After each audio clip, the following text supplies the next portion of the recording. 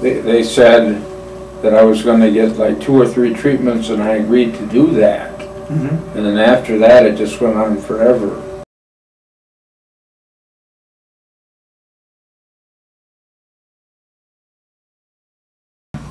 I'm Marilyn Sandford, Raymond Sandford's mother. I'm also a retired RN who helped assist with electroshock therapy down in Rochester State Hospital back in the 50s. This was before tranquilizers, and it was the only form of treatment. My son Raymond has been in and out of the hospital since he was 17 with periodic episodes of manic depressive. The last time he was in Anoka, he was there for 9 months and nothing was helping. So they gave him electroshock therapy. After 3 or 4, he had returned to the normal self, and I did not fight him having those few. But what I do not like and am extremely upset with is the fact that the electroshock therapy is continuous. It goes on and on and on. Raymond, much to the detriment of Raymond's physical and mental abilities. He has trouble feeding himself, couldn't dress himself, has shakes, he forgot things. He used to be my support, and who would remember birthdays and grandchildren's anniversaries and so on, and he no longer can do that. Raymond, do you want to be awakened in the mornings every 2 weeks and being forcibly transported to a facility for electric shock treatment? Absolutely not. Can you give us a few reasons why? Well, first off, you have to fast, because when they take you for the electroshock, you could throw up and kill yourself. It's called aspirate.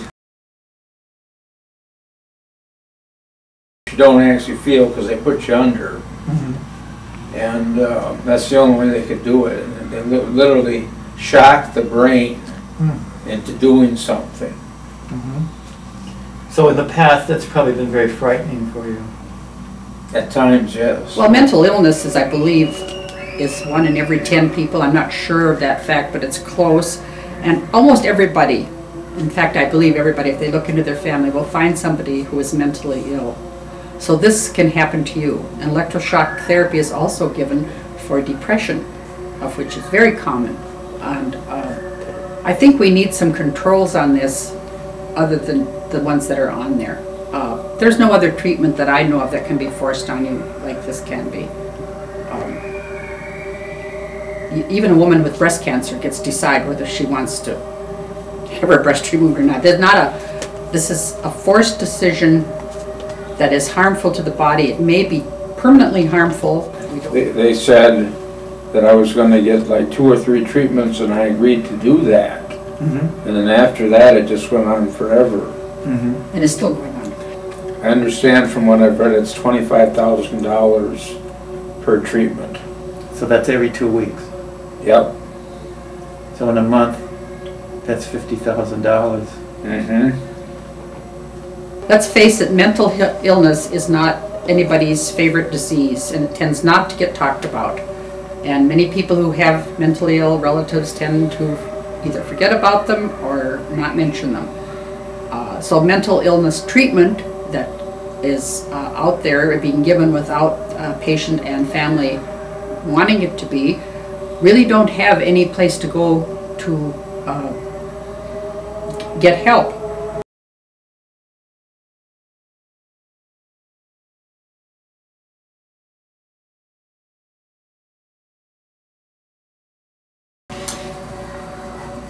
I think we all have a degree of mental illness within ourselves. I think that's a human condition. And why we subjugate certain individuals to extreme measures is a bit beyond my grasp now. And I think that's the reason I started to help Raymond. I saw in him a person struggling under the system for many, many years. And we have an opportunity to make this public. I'm so happy there are people like Daryl Tronis and organizations like MindFreedom who help people who have no voice. And believe me, the mentally ill have none.